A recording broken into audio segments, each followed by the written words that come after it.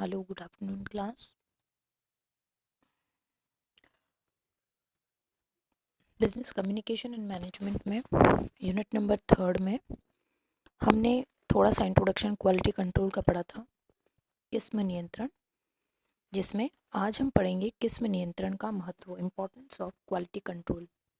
हमने अभी तक क्वालिटी कंट्रोल के बारे में ये पढ़ा था कि किस्म नियंत्रण और उसका निरीक्षण करना एक बेसिक काम होता है किसी भी निर्माता का। निर्माता अपने उत्पाद की ज़्यादा से ज़्यादा बिक्री के लिए हर संभव प्रयास करता है कि वो ऐसी वस्तु बनाए जो ग्राहकों को उसी रूप में मिले जिस रूप में ग्राहक उस उत्पादक से उम्मीद करते हैं। वो उनके उत्पादकों की संतुष्टि से भरपूर उत्पाद होना चाहिए, ताकि न केवल ग्राहकों की संतुष्टि हो बल्कि ज़्यादा से ज़्यादा उनके फर्म को लाभों की प्राप्ति हो। तो किस्म नियंत्रण करने से की आवश्यकता क्यों पड़ती है या इसका क्या महत्व है, या हर उत्पाद के निर्माण के समय किस्म नियंत्रण क्या मायने रखता है, उसको हम टॉपिक वाइज पढ़ लेते हैं। देखिए, द फर्स्ट वन इज निरीक्षण लागत में कमी। देखिए, क्वालिटी कंट्रोल करने के बाद में ही इंस्पेक्शन की बारी आती है। हमने ये पढ़ा है कि किसी भी उत्पाद की बड़ी तादाद में बनाने से पहले उसे एक छोटी मात्रा में बनाया जाता है और उसको ग्राहकों के सामने पेश किया जाता है और उनसे व्यूज़ लिए जाते हैं, और उनसे संतुष्टि होने पर ही उस प्रोडक्ट को बड़ी मात्रा में बनाया जाता है।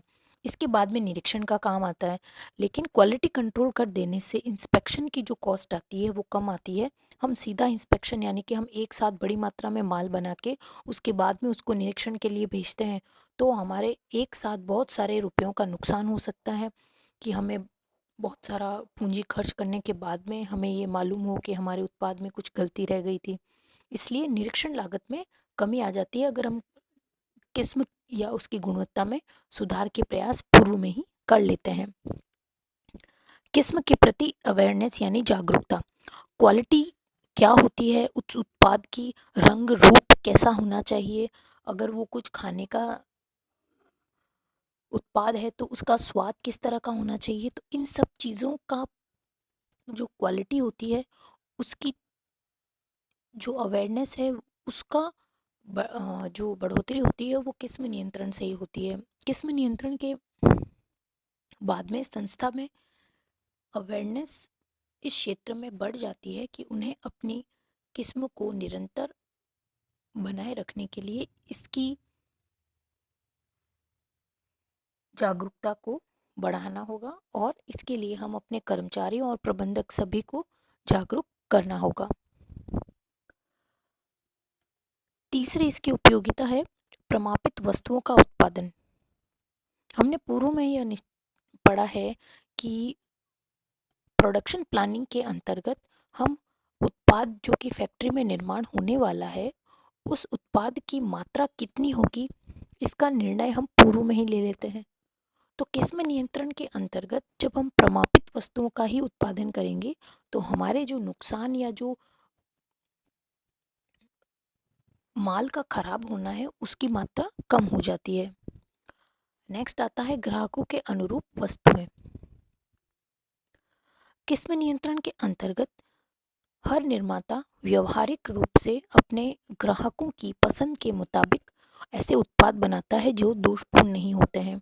तो ग्राहकों की इच्छाओं के अनुरूप वस्तुएं बनाने से वस्तुओं का जो बिक्री होती है वो भी एक निश्चित सीमा से बढ़िया हो जाती है। किस्म नियंत्रण का जो अगला फायदा है, ग्राहकों की संतुष्टि होगी तो उसकी मांग बढ़ेगी। मांग बढ़ने का मतलब है उसकी बिक्री में बढ़ोतरी। तो सीधा संबंध है इनका कि हम श्रेष्ठ किस्म की वस्तु बेचेंगे जिसमें शिकायतें कम से कम होंगी और लोग उस उत्पाद को पसंद करने लगेंगे। तो एक के बाद एक हमारे जो कंज्यूमर्स होते हैं उनकी मात्रा बढ़ती जाती है और उस उत्पाद की बिक्री भी यानी विक्रय भी बढ़ने लगता है। कंज्यूमर सेटिस्फैक्शन, उनकी इच्छाओं की सामग्री मिलती है, उसके उत्पाद की बिक्री तभी संभव है जब ग्राहक संतुष्ट होते हैं। तो ग्राहक संतुष्टि अगर चाहिए तो हमें अपनी क्वालिटी कंट्रोल ज़रूरी है। क्वालिटी कंट्रोल करने वाली जितनी भी फर्में अपने देश में और विदेशों में काम कर रही है, वो अपने उस किस्म नियंत्रण की वजह से पहचानी जाती है और ख्याति प्राप्त करती है।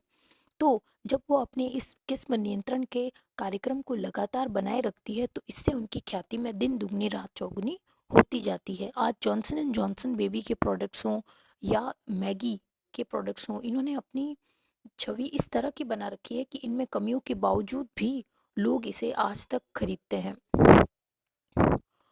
उत्पाद में समरूपता।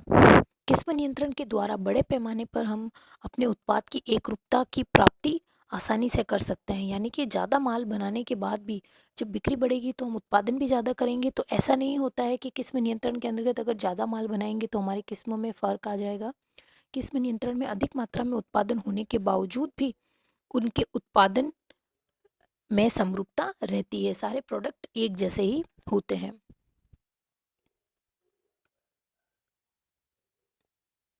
नेक्स्ट आता है किस्म में सुधार करना।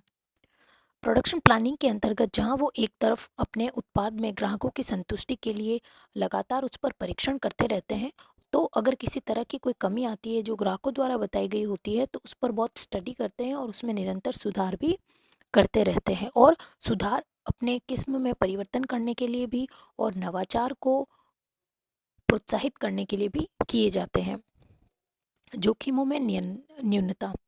विक्रय में वृद्धि, ग्राहकों की संतुष्टि के साथ साथ जोखिमों में कमी धीरे धीरे अपने आप ही होने लगती है। फर्मों के प्रति जो कंज्यूमर्स का विश्वास होता है जब वो बढ़ जाता है तो फर्में अपने अधिक उत्पादन पर भी उसे जोखिम न समझकर एक इन्वेस्टमेंट समझती है और उसका पूरा फायदा भी उठाती है। अगला आता है मनोबल में वृद्धि। देखिए, फर्मों के फ़ायदे के साथ जब फर्मों को ये पता चल जाता है कि उनके उत्पाद जो उन्होंने ग्राहकों के सामने पेश किया था वो लोगों को पसंद आ रहा है, तो उनको मोटिवेशन मिलता है और ये मोटिवेशन उन्हें और भी अच्छा काम करने के लिए प्रेरित करता है। नेक्स्ट आता है सामाजिक हितों का संरक्षण। देखिए, जो व्यवसाय होता है न केवल उसका उद्देश्य लाभ कमाना होता है बल्कि उसका उद्देश्य समाज की सेवा करना भी होता है। उसका ये फ़र्ज़ होता है कि उस उत्पाद समाज के लिए बना रहा है वो किसी रूप में समाज के लिए हानिकारक नहीं होना चाहिए। तो जो सामाजिक हित होता है यानी कि जिसमें समाज का हित होता है उसके उद्देश्यों की प्राप्ति भी ग्राहक संतुष्टि वो प्राप्त करते हैं। तो जितने ज़्यादा कंज्यूमर सेटिस्फेक्शन होगा ऑटोमेटिक सोसाइटी के जो लोग होंगे उनके हितों का संरक्षण हो जाता है। अपव्यय में कमी। हमने पहले भी पढ़ा है कि क्वालिटी कंट्रोल से प्रोडक्शन प्लानिंग के अंतर्गत हमारा जो वेस्ट हो जाता है या जो वेस्टेज होता है या जो एक्स्ट्रा कैपिटल लग जाती है उसकी जो मात्रा होती है वो क्वालिटी कंट्रोल और प्लानिंग से बहुत कम हो जाती है। इसलिए अतिरिक्त माल का बचना या माल का खराब होना या समय का नुकसान होना, कर्मचारियों के समय की भरपाई नहीं कर पाना, तो ये सारी समस्याएं कम होती है। यानी कि जो खर्चे होते हैं उनमें भी निरंतर सुधार आता है। दोषपूर्ण वस्तुओं पर रोक। किस्म नियंत्रण से जो डिफेक्टिव आइटम्स होते हैं उनके बनने की संभावना कम से कम होती है, तो दोषपूर्ण प्रोडक्ट्स कम ही बनते हैं। उत्पादन लागत में कमी। समय का सदुपयोग करके, कर्मचारियों के टैलेंट का पूरा उपयोग करके, उनको प्री प्लानिंग एजेंडा देकर काम करवाने से प्रति इकाई लागत अपने आप ही न्यूनतम आने लगती है।